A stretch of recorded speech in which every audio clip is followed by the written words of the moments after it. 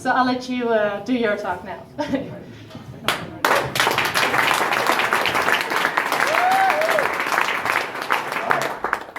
Well, I don't really have anything in mind prepared. In fact, I don't even know how many of you know something about Holacracy or don't. So I kind of had to think, well, who's my audience and what am I going to say? Who am I going to talk to?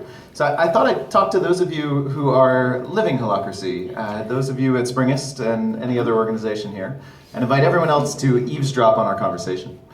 And just a few things that came to mind while I was listening to Matt talk that I thought I'd play off of. First, let me just share my own personal purpose. I capture my own personal purpose in life as I show people a radical new way to organize power. That's what gets me up in the morning. That's what makes me feel alive. And if you listen to Matt, one of the things he started with that's just so profound to me is the comment about how in the past in other organizations you go into work and suddenly it's like you're a child again.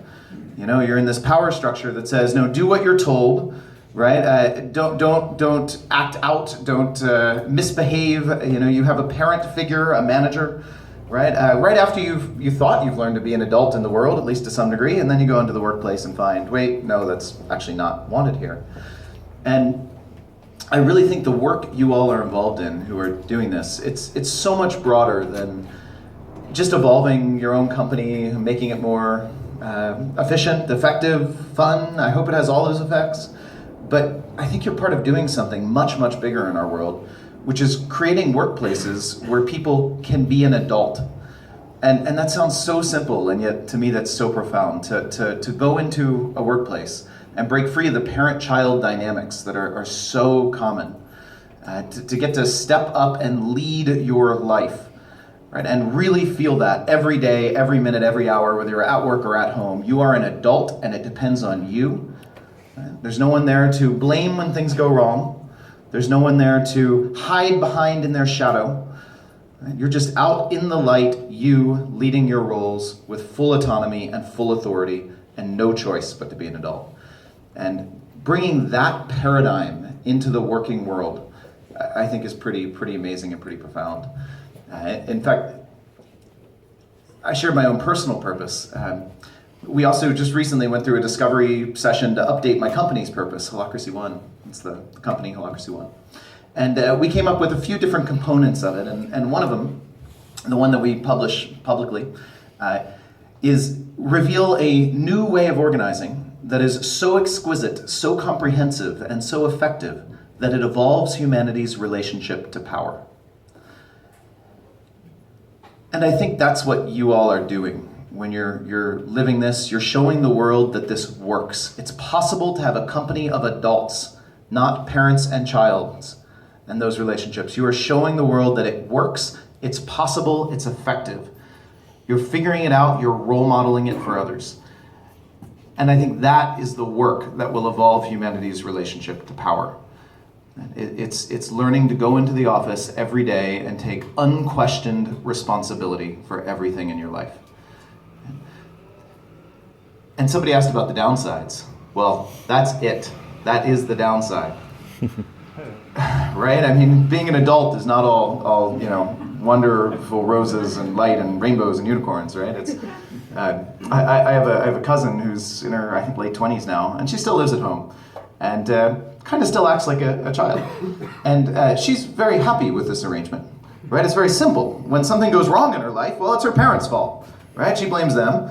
And when she's a little scared, she's sheltered, she's protected. You know, they'll take care of her, they pay her bills, whatever.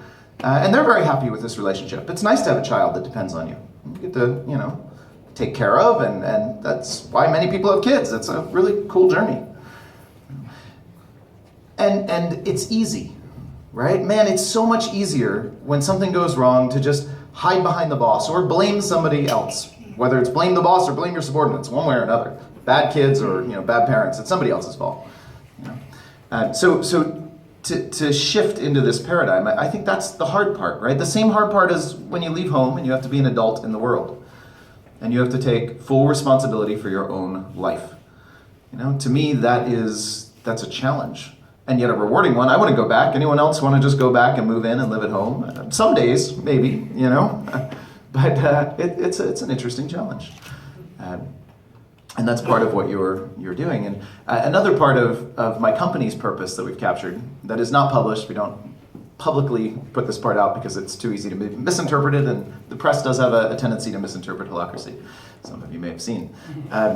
So another piece is what we call our blessing, or the way we try to transform those we touch, those who come into relationship with our organization. We capture the blessing we offer is seduce others into a right relationship with power. And it is seductive. Like, look at that the first presentation, man, who doesn't want that? More efficient meetings. Geez, sign me up, right? Like, that's seductive. It's effective, it's efficient, you get to show up, have fun at work, clear-minded. All of those seductive things, new ways of organizing, great. And then what you're seduced into is changing your relationship with your own power and the power of others. And that's the deeper work when individuals are moving into this system, or when we're coaching a company through it. It's helping people shift their relationship to power. And watch when a company first adopts this and a group is discussing something. Watch how all eyes turn to the former boss in the room to see what they are okay with, what they're comfortable with, to bless the decision. And then the work of the Holacracy coach is to call that out and say, wait a minute, that's not this person's decision anymore. They have no authority to tell you what to do, any more than your parents have the authority to tell you how to lead your life anymore. Right? It's only your authority and your responsibility. What are you going to decide? Right? To have that mirror constantly held up every day in the office, that you have real power, real authority, and real responsibility, and others count on you for it. I think that calls you into a new relationship with your own power and the power you project and give to others that perhaps you could hold on to and lead with yourself. And I think that's really, really, for me anyway, profound work that you're all a part of. Because if we want a world that has new relationships to power, it's going to take people breaking the chains of those old ways and showing the new.